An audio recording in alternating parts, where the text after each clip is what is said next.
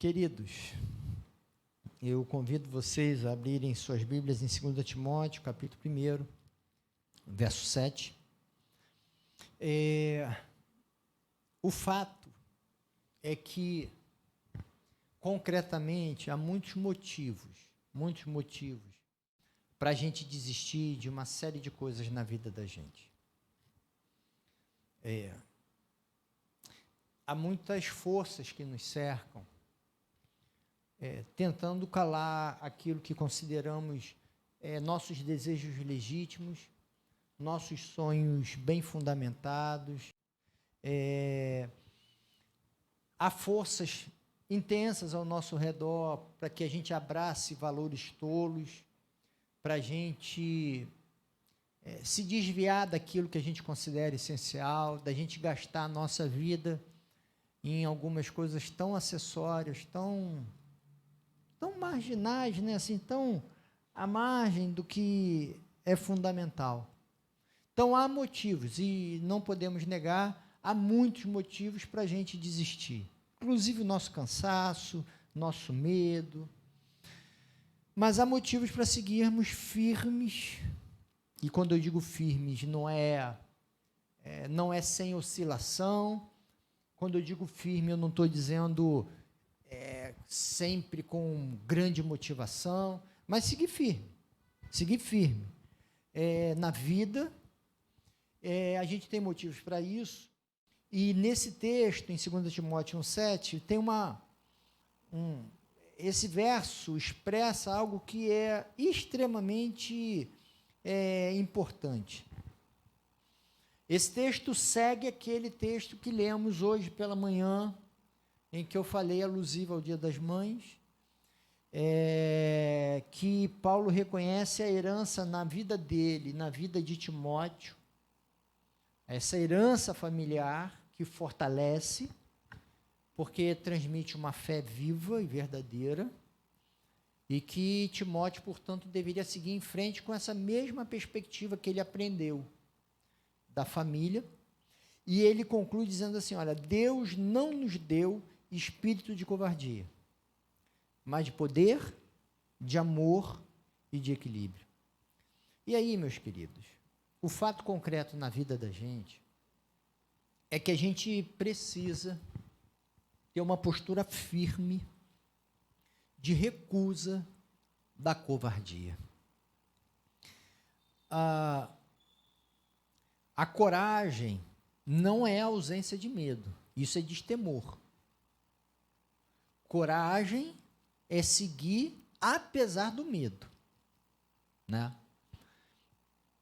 Então, aqui está falando de covardia, que é o oposto da coragem. A coragem pressupõe o medo. A coragem pressupõe a percepção de empecilhos.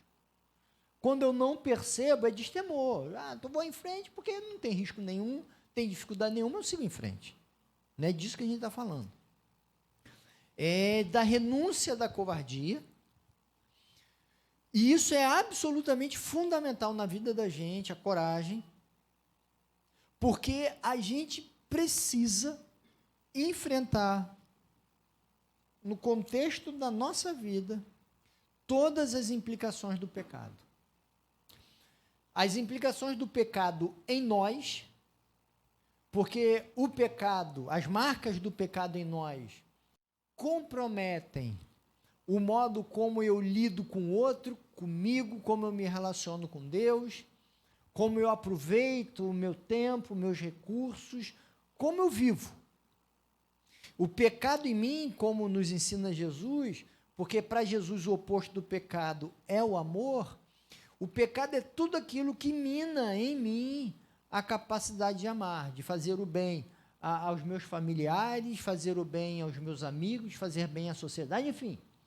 Então eu tenho que ter coragem para enfrentar o mal em mim, porque isso incomoda profundamente, porque a gente se habitua com o mal, a gente se habitua com o erro, e a gente passa a justificar o nosso erro, a gente passa a justificar o mal em nós, a gente tenta formar uma lógica que justifique o nosso mal, a nossa má conduta, a nossa postura equivocada. Assim somos nós, e a gente precisa ter coragem para se deslocar, para dar os passos necessários na vida da gente. Mas também precisa de coragem para combater o mal, as marcas do pecado, na sociedade. Porque, como cristãos, nós somos chamados a sermos pacificadores, produtores de paz aonde estamos. Nós somos incitados a termos fome e sede de justiça. Nós somos convocados a sermos sal e luz da sociedade. Logo, eu preciso de coragem para enfrentar o pecado, toda essa lógica maligna que perpassa na sociedade, estimulando, incrementando as injustiças, incrementando as violências, incrementando os preconceitos, os sofrimentos, uma ordem social e econômica que despossui as pessoas das condições básicas da dignidade humana. Eu preciso de coragem, porque eu preciso, em nome de Cristo, confrontar o mal. E confrontar o mal em suas marcas de destruição da natureza. O que a gente está vendo lá no Rio Grande do Sul, terrível. Consequência, é óbvio que tem algo que é do próprio movimento na natureza, mas instigada, intensificada por todo esse desfazer humano que destrói o belo que Deus criou, trazendo consequências terríveis. E não por acaso, a verba destinada a toda sorte de contenções lá no Rio Grande do Sul foi pouquíssimo aplicada nesses últimos anos. Leis aprovadas de flexibilização da destruição da natureza. E no Congresso passa uma lei de proliferação de mais venenos para a agricultura brasileira. Quer dizer, a gente precisa ter coragem para combater o mal, porque o nome disso, quem propõe um projeto de lei dessa natureza, o nome disso é pecado. Não tem outro nome. É marca de pecado. Quando um governante não aplica esse recurso, o nome disso é pecado. Ah, mas é corrupção. Corrupção é pecado. Ah, isso é falta de preocupação com o povo. Falta de preocupação com o povo, pecado. O nome que eu vou dar a partir do ensino de Jesus é pecado. O nome que eu dou. O nome que eu dou dentro da ordem jurídica, aí eu vou chamar de negligência, eu vou chamar de corrupção, mas negligência, na ordem religiosa, pecado. Ah, isso é descuido. Pecado, descuido. Depende do espaço que nomeia. No espaço cristão, o nome disso é pecado. E o cristão tem que ter a coragem de combater o pecado em si e na natureza, e na sociedade. E a gente precisa ter coragem para produzir o bem. Porque nós somos chamados a amar. Amar é essa iniciativa de produzir o bem. E para isso a gente tem que ter coragem. Porque para a gente fazer o bem, a mãe da gente, hoje é dia das mães, não precisa de coragem. O caminho está aberto. Agora, para você fazer o bem a pessoas que estão muito distantes, aí precisa de esforço. E para fazer o bem à comunidade, à sociedade, você tem que ter esforço e coragem. E a gente precisa ter iniciativa para combater o mal. Iniciativa para fazer o bem e iniciativa para combater o mal. Quando eu combato o mal, eu abro espaço para a produção de bem. E quando eu combato, e quando eu produzo bem, eu fecho espaço para a produção do mal. E é preciso a gente ter consciência que mal e bem não são conceitos.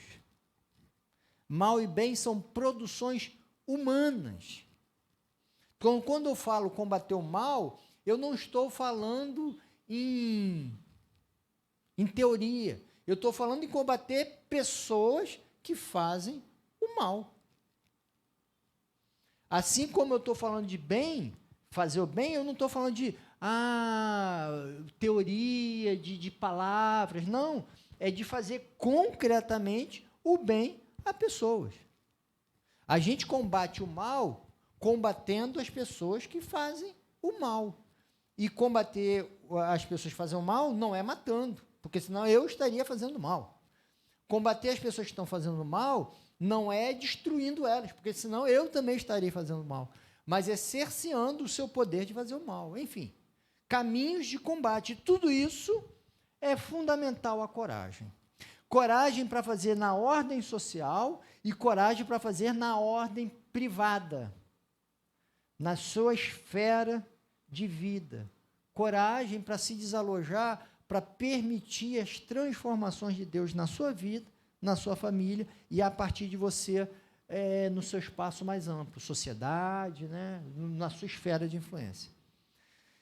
Ao contrário da covardia, e aí Paulo fala, né, olha, Deus não nos deu espírito de covardia. Então, toda essa lógica de discurso, de que Deus blinda-nos do mal, que a gente tem que ficar aqui protegidos porque tem uma ordem. Não, uma ordem do mal. Não é essa a lógica do cristão. O que Jesus falou? As estruturas infernais não resistem à força da igreja. A igreja não é aquela que se empareda para se proteger. A igreja é aquela que vai para transformar. A igreja que fica resguardada para se proteger se descaracteriza e, não tenha dúvida, perde Jesus. Perde Jesus. Daí que as igrejas que ficam na produção de discursos muito amedrontadas, tentando se proteger, faça uma análise dos seus discursos. Perderam Jesus. Vai para os sermões. Você não encontra Jesus nos sermões. Por quê? Porque perdeu Jesus. Só encontra Jesus quem vai, não quem se protege. Quem se protege perde Jesus. Isso basta analisar os discursos. Não é difícil de enxergar. E Deus não nos deu esse espírito de covardia, mas ao contrário, Ele nos deu o espírito de poder, a convicção de que Deus está com a gente.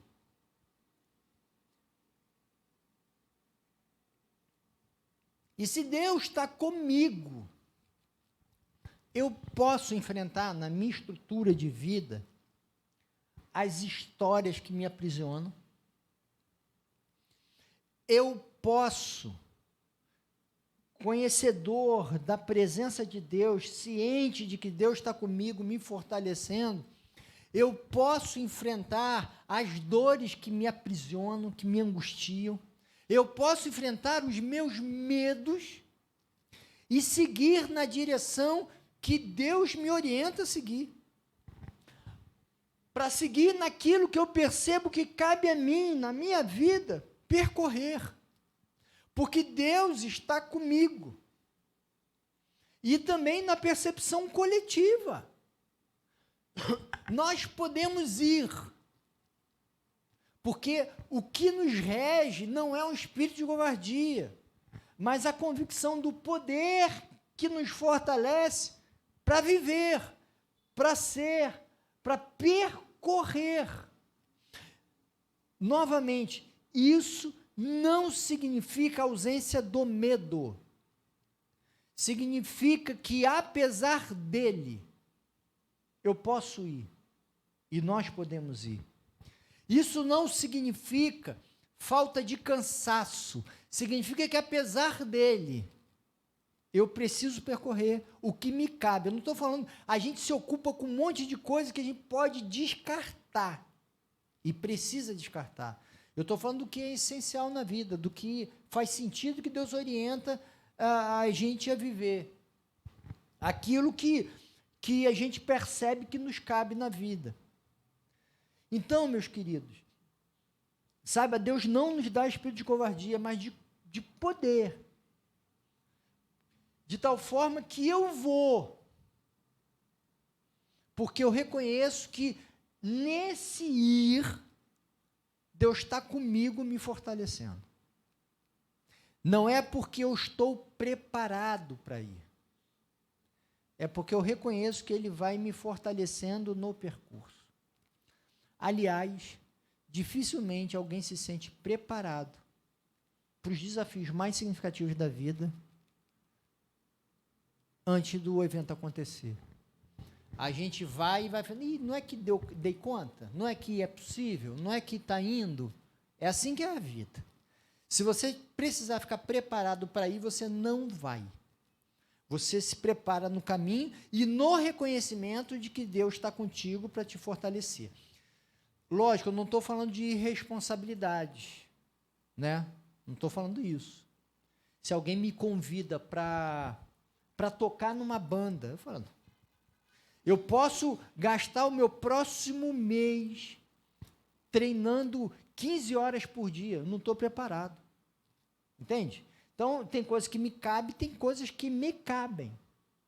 Não estou falando de ser louco de assumir tudo. Não é isso. Mas a convicção de que eu posso ir naquilo que faz sentido, que tem relação com a minha vida, que eu perceba a direção de Deus, eu preciso ir, apesar do despreparo, porque Deus está comigo. E Deus não nos deu somente essa convicção da presença dEle, do poder dEle. Também nos deu espírito de amor. Irmãos, que não percamos nunca isso de vista. O que nos orienta como cristãos, além dessa presença de Deus, é que os nossos atos, o nosso modo de enxergar a vida é a partir do amor. E o amor, conforme ensinado por Jesus, que é o quê? Eu quero para o outro o que eu gostaria de ter, caso eu estivesse no lugar do outro. Então, raciocínio, se eu fosse um preso, o que eu gostaria que fizessem pelos presos? É isso que eu vou defender. Entende? Amar é isso. Se você perder isso, você perde a essência do cristianismo. Se você desejar para o outro o que você não desejaria para um filho seu, para sua mãe, saiba, você está negando Jesus. O nosso modo... Agora, é fácil isso? Lógico que não. A gente quer que um monte de gente se dê muito mal, que se quebre. Tem uma coisa dentro da gente, ruim, que eu preciso ter coragem para combater. Porque se eu não combater, eu vou querer que o sujeito que cometeu alguns erros sofra muito e se quebre todo, que se ferre todo na vida. Mas eu preciso combater esse mal em mim, o pecado em mim. Porque eu desejo, o olhar que precisa me orientar é do amor. É um modo de ver o mundo, é um modo de perceber as pessoas, é um modo de me perceber. O amor é uma lente que me faz enxergar a vida e que me faz agir. E mais, diz ainda, não é covardia, mas é moderação, equilíbrio.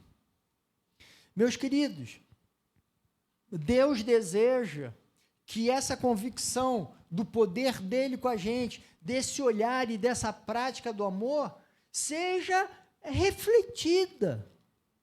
A moderação, a equilíbrio, a recusa de precipitações. Eu não vou fazer as coisas como se eu tivesse 5 anos de idade, 15 anos de idade. Eu vou fazer como quem analisa a realidade.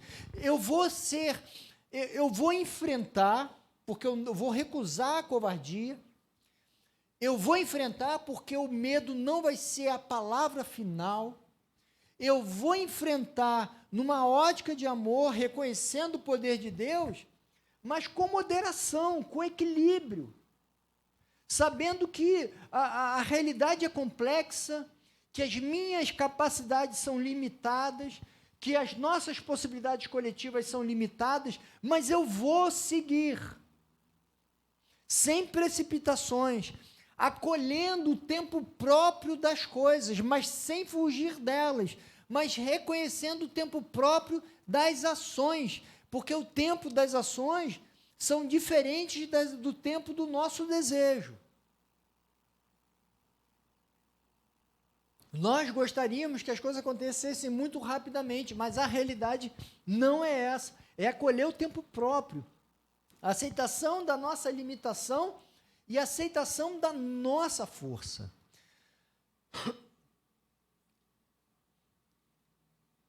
É difícil a gente ser equilibrado.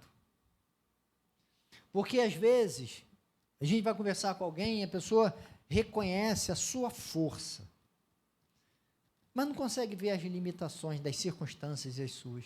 Há outras que são muito hábeis e sensíveis para perceber as suas limitações, as limitações do contexto, mas não para perceber as suas forças e possibilidades. Que haja equilíbrio, moderação, para reconhecer as duas coisas. Há muita força em você, há muitos pontos favoráveis no contexto para você seguir, mas há limitações em você e pontos desfavoráveis no cenário. Que haja sensibilidade, análise, que Deus te oriente a perceber os caminhos. O que a gente não pode é desistir dos caminhos.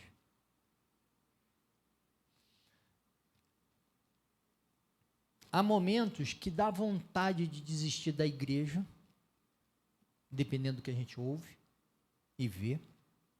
Há momentos que dá vontade de desistir da família, dependendo do que você vê e ouve.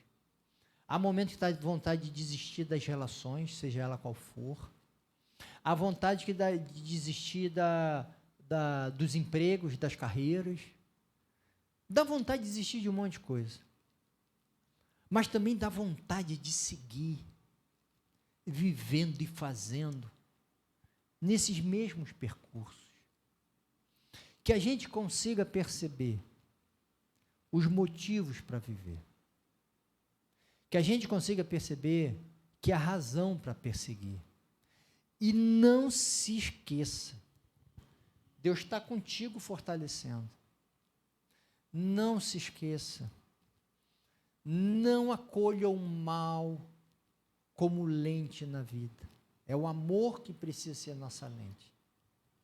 E permita Deus te orientar para você ter equilíbrio, moderação nas suas palavras e ações, reconhecendo a oportunidade e as portas fechadas também, reconhecendo sua fraqueza e o seu poder, e que Deus está contigo. Deus nos fortalece para vivermos. A fidelidade só acontece quando a gente se lança à vida, gente. Dentro de um castelo com muros altos e portão fechado, não existe fidelidade. Não fidelidade cristã. Só há fidelidade quando a gente assume nossos riscos e nossas possibilidades.